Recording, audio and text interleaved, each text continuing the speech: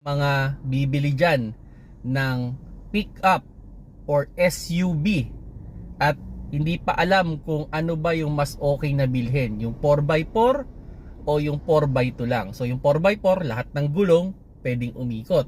Pag yung 4x2, yung likod lang ang iikot. Para sa akin depende kasi yan kung saan ninyo gagamitin yung sasakyan or kung ano ba yung kondisyon nung kalsada na dadaanan ng kotse. Kasi kung yung inyong terrain o yung dadaanan ninyo ay laging maputik, madulas, malubak, or mabuhangin, syempre mas recommended dyan yung 4x4.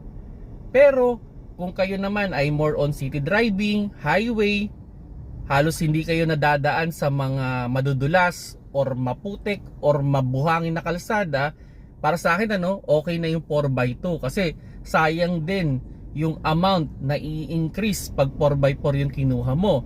Aside dun sa mas less parts, syempre mas less yung maintenance o yung cost in terms of repair in the future.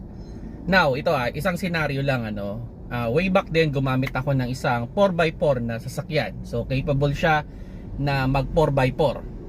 Sabihin na natin from Luzon to Visayas.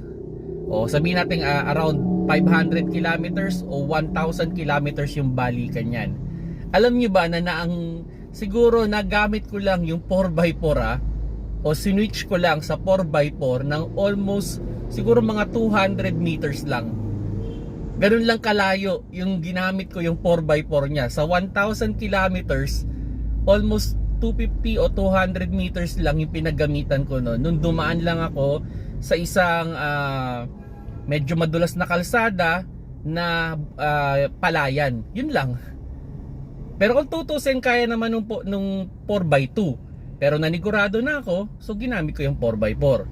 So ganun lang kaya kung bibili man kayo ng 4x4, iyan niyo kung talagang kailangan ninyo. Kasi kung hindi niyo naman siya kailangan o napaka-rare niyo naman siyang gamitin, I suggest go to the 4x2 lang. Para less yung parts, less yung maintenance, and less din yung amount na ima-monthly ninyo sa inyong sasakyan. So sana nakakuha kayo ng konting idea. Kung may comment kayo, i-comment down below nyo na lang. Pag-usapan natin tong 4x4 and 4x2 na kotse.